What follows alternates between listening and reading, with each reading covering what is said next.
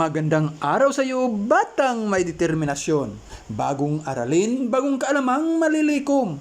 Ating alamin ang mga programang ipinatupad ng iba't ibang administrasyon sa pagtugon sa kinarap ng mga Pilipino na mga suliranin at hamon. Mga programang ipinatupad ng iba't ibang administrasyon. Sa araling ito, matutunan mo ang Most Essential Learning Competency o MELC na natatalakay ang mga programang ipinatupad ng iba't ibang administrasyon sa pagtugon sa mga suliranin at hamong kinarap ng mga Pilipino mula 1986 hanggang kasalukuyan. Pero bago natin simulan ang pagtalakay sa bago nating aralin, subukan mo munang sagutan ang paunang pagsusulit. Panoto, tukuyin kung sinong pangulo ang nagpatupad ng sumusunod na programa. Una, pagtatag ng Rehabilitation Finance Commission.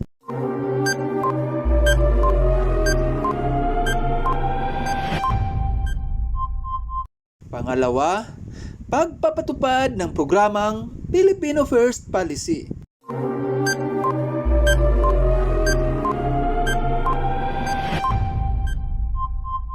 Pangatlo, Pilipinismo.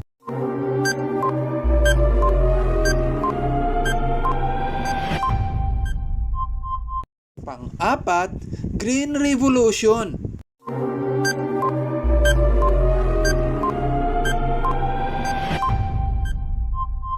At panglima, pinagtibay ang Land Tenure Reform Law.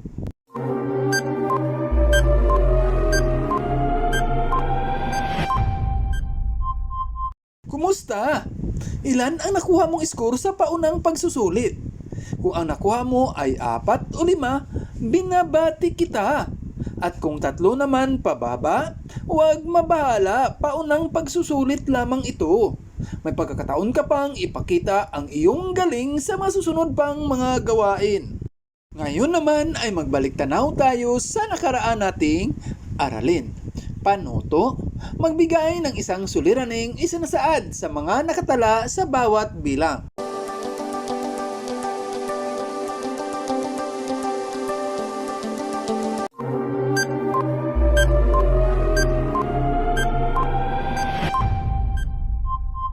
Kumusta? Nahirapan ka ba? Pero kayang-kaya, di ba? Kasi magaling ka. Ngayon naman ay sabay-sabay nating alamin ang mga programa na ipinatupad ng Administrasyong Rojas hanggang sa Administrasyong Marcos. Manuel E. Rojas. Mga programa ni Pangulong Rojas. Una, pagtatag ng Rehabilitation Finance Commission. Layunin nito na subaybayan ang pagtatayo ng mga infrastruktura. Pangalawa, pagpapa-aproba sa mga kasunduan ng Pilipinas at US. Layunin ng mga kasunduang ito ang patuloy at mabilis na rehabilitation ng bansa. Pangatlo, pagtatatag ng Tidings Rehabilitation Act. Naglaan ng 650 milyong dolyar para sa pagbabayad sa mga pinsalang natamo ng bansa. Pang-apat, Bell Trade Act. Nagtadhana ito ng libreng kalakalan sa pagitan ng Pilipinas at US sa loob ng 20 taon. Elpidio R. Quirino. Mga programa ni Pangulong Quirino. Una, pagpapaunlad ng sistema ng patubig o irigasyon sa buong bansa na kailangan sa pagsasaka. Pangalawa, pagpapagawa ng malansangan upang mapabilis ang transportasyon, partikular na ang mga farm-to-market roads.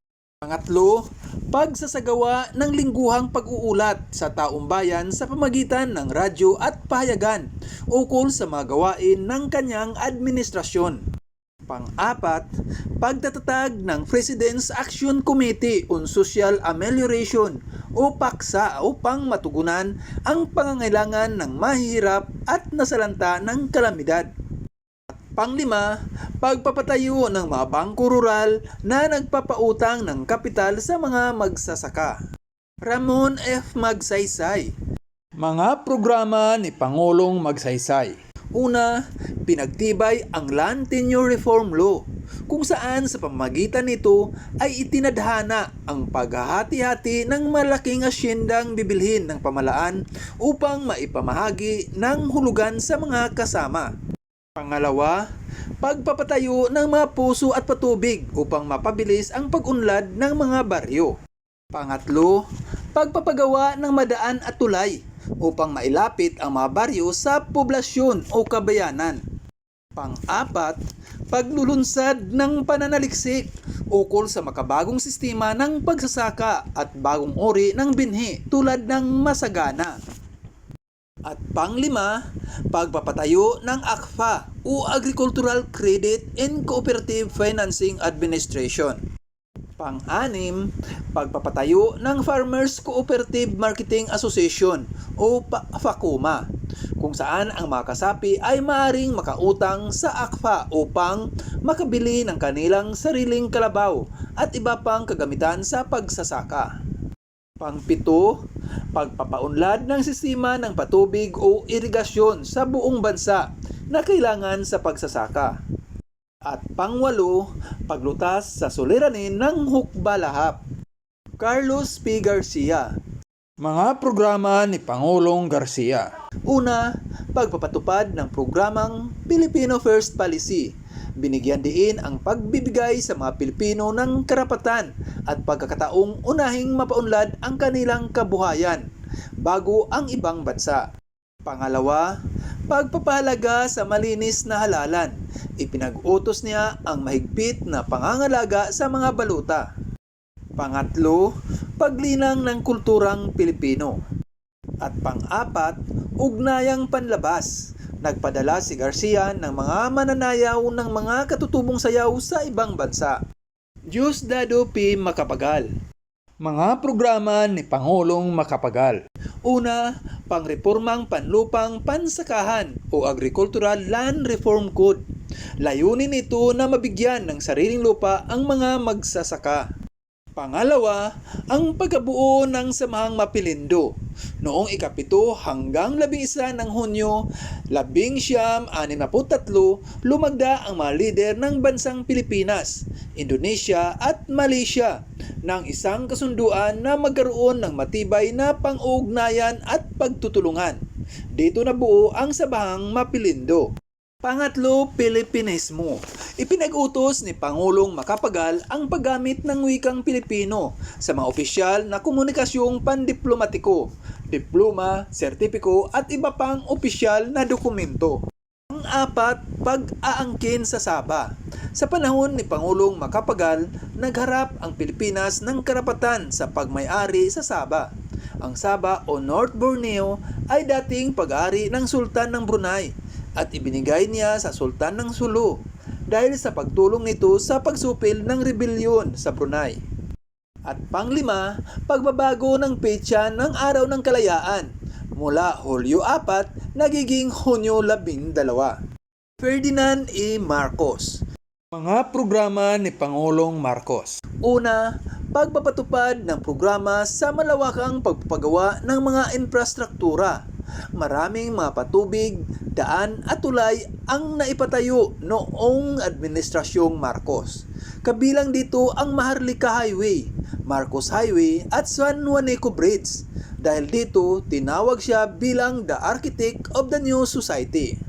Pangalawa, programa sa reforma sa lupa. Lahat ng may-ari ng lupa na natatamnan ng bigas at mais ay inutusang hatiin ang labis nilang lupain. Ito ay ibibigay sa mga magsasakang walang lupa na kanilang babayaran sa pamahalaan sa loob ng 15 taon. Pangatlo, itinatag ang Department of Agrarian Reform o DAR upang mamahala sa pamamahagi ng lupa. Pang-apat, Grain Revolution. Itinaguyod ni Pangulong Marcos ang pagsasaliksik sa mga bagong paraan para sa pagpaparami ng pagkain. Ipinag-utos niya ang paggamit ng Miracle Rice na kayang magbunga ng mahigit 100 kaban ng palay sa bawat ektarya ng lupa. Pang-lima, paglinang sa kulturang Pilipino. Sa pangunguna ni Ginang Imelda Marcos, naitayo ang Cultural Center of the Philippines at Folk Arts Theater.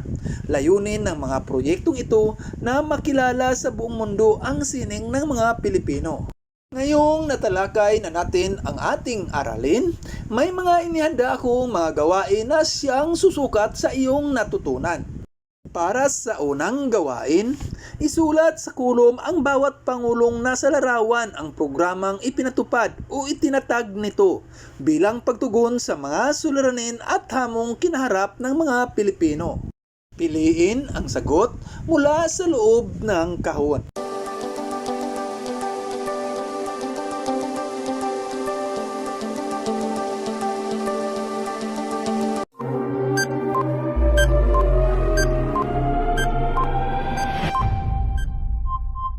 Kumusta? Ganito rin ba ang mga sagot mo? Ang galing mo! Para naman sa pangalawang gawain, ayusin ang mga ginulong letra upang maibigay ang hinihinging kasagutan sa mga gabay na tanong. Una, ito ay samahang binuo upang magkaroon ng matibay na pag-uugnayan at pagtutulungan ang Pilipinas, Indonesia at Malaysia.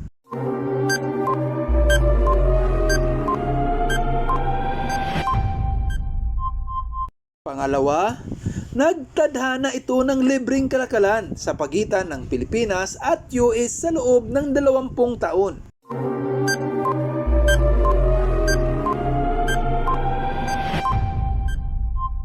Pangatlo, binigyan din ng programang ito ang pagbibigay sa mga Pilipino ng karapatan at pagkakataong unahing mapaunlad ang kanilang tahanan bago ang ibang bansa.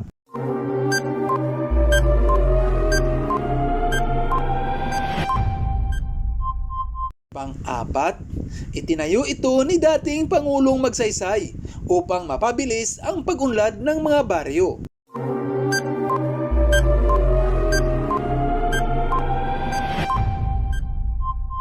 At pang-lima, ito ay itinatag o itinayo ni Pangulong Quirino na nagpapautang ng kapital sa mga magsasaka.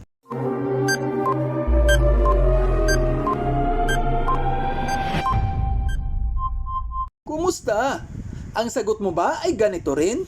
Ang husay mo! Binabati kita at maayos mong nasagutan ang mga gawain. Batid ko na lubos mo nang naunawaan ang ating aralin.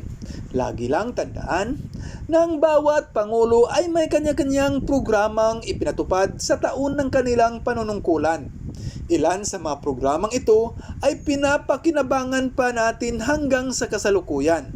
Bagamat maraming hamon ang kanilang kinakaharap, hindi pa sila nabigo na bigyan ang mga Pilipino ng mga magagandang programa na makakatulong sa pag-unlad ng ating bansa. Maaari mo na ring sagutan ang iba pang bahagi ng module, gaya ng pag-alam sa natutuhan, pangwakas na pagsusulit at ang pagninilay. Muli, ito si Maestro Todeo na laging nagsasabing mag-aral ng mabuti sa pagkakaroon ng magandang kinabukasan, iyan ang susi. Maraming salamat, ingat kayong lahat.